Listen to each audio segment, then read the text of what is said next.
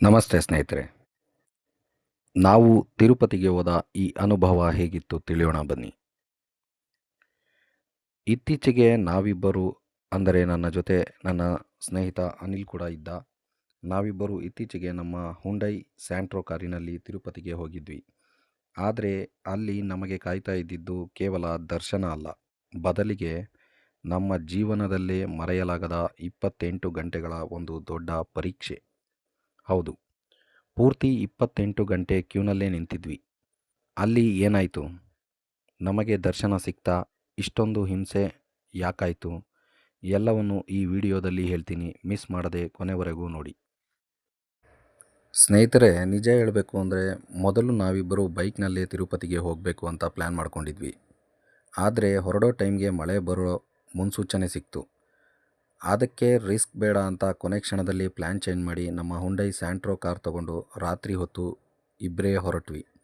ಅಬ್ಬಾ, ರಾತ್ರಿ journey super ಆಗಿತ್ತು. ತಿರುಪತಿ ಹತ್ತಿರ ಆಗ್ತಾ ಇದ್ದ ಹಾಗೆ ಆ ಗಿರಿಧಾಮನ ವೆಂಕಟೇಶ್ವರನ ಗರುಡನ ಸ್ವಾಗತ ಗೋಪುರ ಸಿಕ್ತು ನೋಡಿ. ಅಲ್ಲಿಗೆ ನಮ್ಮ ಜರ್ನಿ ಸಾರ್ಥಕ ಅನ್ನಿಸ್ತು. ಅಲ್ಲಿಂದ ಬೆಟ್ಟ ಹತ್ತೋಕ್ಕೆ ಎಂಟ್ರನ್ಸ್ ಟೋಲ್ ಹತ್ರ ಬಂದ್ವಿ. ಅಲ್ಲಿ ಮಾತ್ರ ಭದ್ರತೆ ತುಂಬ ಜೋರಾಗಿತ್ತು. ಕಾರ್ ಕಂಪ್ಲೀಟ್ ಫುಲ್ ಚೆಕಪ್ ಮಾಡಿದ್ರು. ಆಮೇಲೆ ಬೆಟ್ಟದ ಮೇಲೆ ತಲುಪಿದ್ವಿ. ಆದರೆ ಬೆಟ್ಟದ ಮೇಲೆ ಕಾರ್ ಪಾರ್ಕಿಂಗ್ ಸಿಗೋಕ್ಕೆ ನಮಗೆ ಸ್ವಲ್ಪ ಸರ್ಕಸ್ ಮಾಡಬೇಕಾಗಿ ಬಂತು. ತುಂಬ ಟೈಮ್ ತಗೊಳ್ತು. ನಾವು ಬೆಟ್ಟ ತಲುಪಿದಾಗ ಮಧ್ಯರಾತ್ರಿ 3 ಗಂಟೆ ಆಗಿತ್ತಷ್ಟೆ. ನಮಗೆ ಯಾವುದೇ ಮುಂಗಡ ಟಿಕೆಟ್ ಇರಲಿಲ್ಲ. ಟಿಕೆಟ್ ಕೌಂಟರ್ನಲ್ಲಿ ಟಿಕೆಟ್ ಕೂಡ ಕೊಡ್ತಾ ಇರಲಿಲ್ಲ. ಯಾವ ಟಿಕೆಟ್ ಇಲ್ಲದಿದ್ದರೂ ಪರವಾಗಿಲ್ಲ, ಧರ್ಮ ದರ್ಶನದ ಬೆಟ್ಟ ಹತ್ತೋಣ ಅಂತ ಡಿಸೈಡ್ ಮಾಡಿ ಹೊರಟ್ವಿ. ಮೊದಲು ರೂಮ್ ಅಥವಾ ಸ್ನಾನದ ವ್ಯವಸ್ಥೆ ಮಾಡಿಕೊಳ್ಳೋಕೆ ಹೋದ್ವಿ. ಸ್ನಾನ ಮುಗಿಸಿ ದೇವಸ್ಥಾನದ ಕ್ಯೂ ನಿಲ್ಲೋ ಜಾಗಕ್ಕೆ ಹೋಗೋಕ್ಕೆ ಮತ್ತೆ ಕಾರೇ ತಗೋಬೇಕಾಗಿ ಬಂತು. ಯಾಕಂದರೆ ಪಾರ್ಕಿಂಗ್ನಿಂದ ಕ್ಯೂ ಇರೋ ಜಾಗ ತುಂಬ ದೂರ ಇತ್ತು. ಆದರೆ ಇಲ್ಲಿ ನಮ್ಮ ಪರ್ಸ್ನಲ್ ಕಾರನ್ನು ತಗೊಳ್ಳೋಕ್ಕೆ ಆಗಲಿಲ್ಲ. ನಾವು ಅಲ್ಲಿಯೇ ಬಾಡಿಗೆಗೆ ಇದ್ದ ವಾಹನದಲ್ಲಿ ನಾವು ಆ ಕ್ಯೂ ಇರೋ ಸ್ಟಾರ್ಟಿಂಗ್ ಜಾಗಕ್ಕೆ ಹೋದ್ವಿ. ಕಾರ್ನಲ್ಲೇ ಅಲ್ಲಿಗೆ ಹೋಗಿ ಕ್ಯೂ ನಿಲ್ಲೋ ಅಷ್ಟರಲ್ಲಿ ಬೆಳಗಿನ ಜಾವ 6 ಗಂಟೆ ಆಗಿಬಿಟ್ಟಿತ್ತು. ಇಲ್ಲಿಂದ ಶುರುವಾಯಿತು ನೋಡಿ ಅಸಲಿ ಕತೆ. ನಾವು ಕ್ಯೂ ಸೇರಿದಾಗ ಅಲ್ಲಿ ಭಯಂಕರ ರಶ್ ಇತ್ತು. ಅಕ್ಷರಶಃ ಇರುವೆಗಳು ಸಾಲಾಗಿ ನಿಂತ ಹಾಗೆ ಜನ ಸಾಗರ. ಅಲ್ಲಿ ಕುಡಿಯೋ ನೀರು, ಟಾಯ್ಲೆಟ್ ವ್ಯವಸ್ಥೆ ಎಲ್ಲ ಇತ್ತು. ಆದರೆ ಒಂದು ವಿಚಿತ್ರ ಏನಂದರೆ ನೀರು ಕುಡಿಯೋಕ್ಕೆ ಅಲ್ಲಿ ಇಡಬೇಕಾಗಿದ್ದ ಲೋಟಗಳೆಲ್ಲ ಮಾಯವಾಗಿದ್ವು. ಕೊನೆಗೆ ಅಲ್ಲಿದ್ದ ವಾಲಂಟಿಯರ್ಸ್ ತುಂಬ ಹೆಲ್ಪ್ ಮಾಡ್ತಿದ್ರು.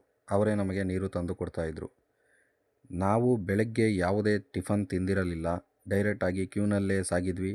ಮಧ್ಯಾಹ್ನ 12 ಗಂಟೆ ಸುಮಾರಿಗೆ ಒಂದು ಕಡೆ ಸ್ವಲ್ಪ ಗ್ಯಾಪ್ ಸಿಕ್ತು. ಗ್ಯಾಪ್ ಅಂದರೆ ಕ್ಯೂ ಇಂದ ಕಂಪ್ಲೀಟ್ ಹೊರಗಡೆ ಅಲ್ಲ, ಅಲ್ಲಿನ ಪ್ರಾಂಗಣದಲ್ಲೇ ಸ್ವಲ್ಪ ಜಾಗ ಇತ್ತು. ಅಲ್ಲಿ ನಮಗೆ ಊಟ ಕೊಟ್ಟರು.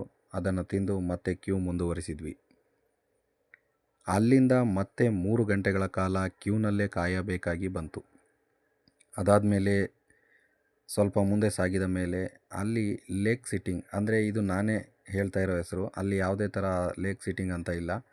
ಲೇಕ್ ಸಿಟ್ಟಿಂಗ್ ಅಂದರೆ ಆ ಕ್ಯೂನಲ್ಲಿ ಬಲಭಾಗದಲ್ಲಿ ಸ್ವಲ್ಪ ಜಾಗ ಇತ್ತು ಎಕ್ಸಿಟ್ ಆಗೋದಕ್ಕೆ. ಅಂದರೆ ಅಲ್ಲಿ ಕ್ಯೂನಲ್ಲಿ ನಿಲ್ಲೋ ಬದಲು ಆ ಕೆರೆಯ ಪಕ್ಕದಲ್ಲಿ ಇರೋ ಮೆಟ್ಟಿಲ ಮೇಲೆ ಕೂತ್ವಿ ನೋಡಿ. ಆ ಲೇಕ್ ಸಿಟ್ಟಿಂಗ್ ಅನ್ನೋ ಏರಿಯಾದಲ್ಲಿ 1 ಗಂಟೆ ವೇಟಿಂಗ್ ಇತ್ತು.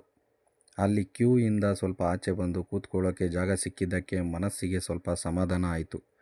ಆದರೆ ಅಲ್ಲಿಂದ ಎಸ್ಕೇಪ್ ಆಗೋಕ್ಕೆ ಯಾವುದೇ ದಾರಿ ಇರಲಿಲ್ಲ. ಆದರೆ ನಾವೇ ಸ್ವ ಇಚ್ಛೆಯಿಂದ ನಾವು ಮುಂದೆ ಕ್ಯೂನಲ್ಲಿ ಹೋಗಲಾಗೋದಿಲ್ಲ ಅಂತ ಹೇಳಿದರೆ ಅಲ್ಲಿನ ಸೆಕ್ಯೂರಿಟಿ ಗಾರ್ಡ್ಗಳು ನಮ್ಮನ್ನು ಎಕ್ಸಿಟ್ ಮಾಡ್ತಾರೆ. ಅಲ್ಲಿಂದ ನಾವು ನೇರವಾಗಿ ಮನೆಗೆ ಬರಬಹುದು.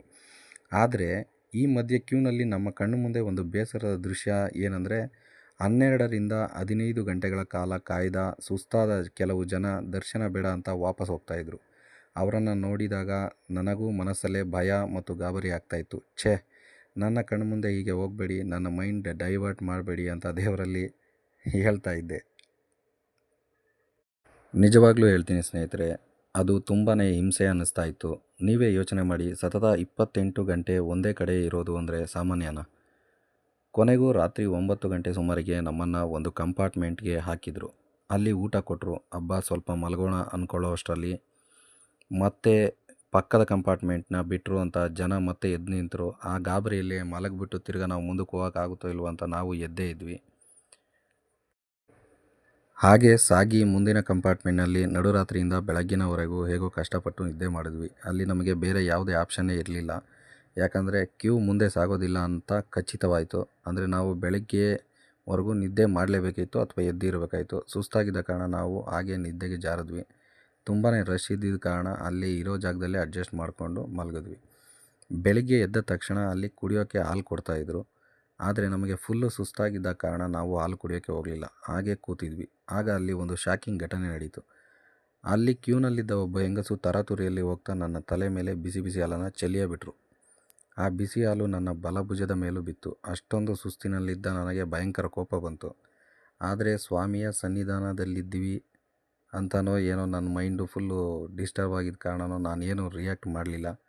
ಕನಿಷ್ಠ ಆ ಮಹಿಳೆ ನನಗೆ ಒಂದು ಸಾರಿ ಕೂಡ ಕೇಳದೆ ಹೊರಟೇ ಹೋದರು. ಆ ಘಟನೆ ಮುಗಿದು ಬೆಳಗ್ಗೆ 9 ಗಂಟೆಗೆ ಮತ್ತೆ ಕ್ಯೂ ಮುಂದುವರಿಯಿತು. ಕೊನೆಗೂ ಬೆಳಗ್ಗೆ 10:15ರಿಂದ 10:22 ಒಳಗಡೆ ಆ ಕಲಿಯುಗದ ದೈವ ವೆಂಕಟೇಶ್ವರನ ಅದ್ಭುತ ದರ್ಶನ ಆಯಿತು. ನನಗೆ ದೇವರ ಹತ್ರ ಏನು ಕೇಳಬೇಕೋ ಅನ್ನೋ ಆಸೆನೇ ಹೊರಟು ಹೋಗಿತ್ತು. ಆದರೂ ಮನಸ್ಸಿನಲ್ಲೇ ನನ್ನ ಕೋರಿಕೆಗಳನ್ನು ವೆಂಕಟೇಶ್ವರನ ಪಾದದ ಬಳಿ ಇಟ್ಟೆ. ದರ್ಶನ ಮುಗಿಸಿ ಬರುವಾಗ ಮನಸ್ಸಿನಲ್ಲೇ ದೇವರಿಗೆ ಒಂದು ಕಂಪ್ಲೇಂಟ್ ಕೂಡ ಮಾಡಿ ಬಂದೆ. ಸ್ವಾಮಿ, ನಾನು ಈ 4 ಬಾರಿ ಈ ಹಿಂದೆ ಬಂದಿದ್ದೇನೆ. ಬಂದಾಗಲೂ ಇಷ್ಟೊಂದು ಹಿಂಸೆ ಆಗಿರಲಿಲ್ಲ. ಆದರೆ ಈ ಬಾರಿ ತುಂಬ ಹಿಂಸೆ ಆಯಿತು. ಈ ಎಲ್ಲ ಕ್ಯೂನಲ್ಲಿ 28 ಗಂಟೆಗಳ ಕ್ಯೂನಲ್ಲಿ ರೋಸ್ ಹೋಗಿದ್ದೀನಿ ಅಂತ ಕಂಪ್ಲೇಂಟ್ ಮಾಡಿದೆ. ನೆಕ್ಸ್ಟ್ ಟೈಮ್ ಬರುವಾಗ ಸ್ವಲ್ಪನಾದರೂ ಈಸಿ ಮಾಡಿಕೊಡು ಅಂತ ಕೇಳಿಕೊಂಡೆ. ಅಷ್ಟೇ ಅಲ್ಲ, ಮನಸ್ಸಿನಲ್ಲಿ ಇನ್ನೊಂದು ಮಾತು ಬಂತು. ಭಗವಂತ, ಮುಂದಿನ ಸತಿ ನೀನೇ ನನ್ನ ನೋಡೋಕ್ಕೆ ಬಂದುಬಿಡು. ಈ ಥರ ಆದರೆ ನನ್ನ ಕೈನಲ್ಲಿ ಬರೋಕ್ಕಾಗಲ್ಲ ಅಂತ ಕೂಡ ಹೇಳಿದೆ. ಭಗವಂತ ಖಂಡಿತ ಬರ್ತಾನೆ ಅನ್ನೋ ನಂಬಿಕೆ ನನಗಿದೆ. ಆದರೆ ನಾವು ಆತ್ಮಪ್ರಜ್ಞೆ ಹೊಂದಬೇಕು ಮತ್ತು ಸಮಾಜದ ಕೊಳಕು ಮನಸ್ಥಿತಿಯಿಂದ ಹೊರಬರಬೇಕು ಅಂತ ಅನ್ನಿಸ್ತು. ಇದಾದ ನಂತರ ಲಡ್ಡು ತಗೊಂಡು ಊಟ ಮುಗಿಸಿ ಮತ್ತೆ ಬೆಂಗಳೂರಿನ ಕಡೆ ನಮ್ಮ ಕಾರಿನಲ್ಲಿ ವಾಪಸ್ ಜರ್ನಿ ಸ್ಟಾರ್ಟ್ ಮಾಡಿದ್ವಿ.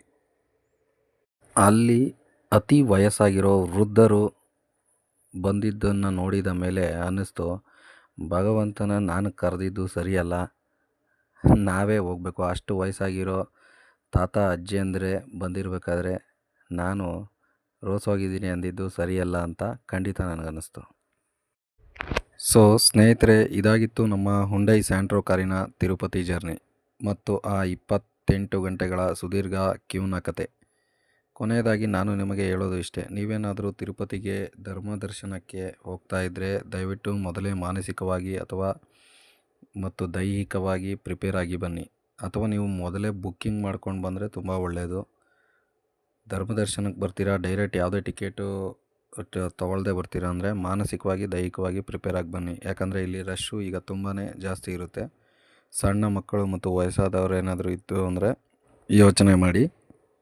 ಈ ವಿಡಿಯೋ ನಿಮಗೆ ಇಷ್ಟ ಆಗಿದ್ದರೆ ಲೈಕ್ ಮಾಡಿ, ಶೇರ್ ಮಾಡಿ ಮತ್ತು ನಮ್ಮ ಚಾನಲ್ಗೆ ಸಬ್ಸ್ಕ್ರೈಬ್ ಆಗೋದನ್ನು ಮರಿಬೇಡಿ.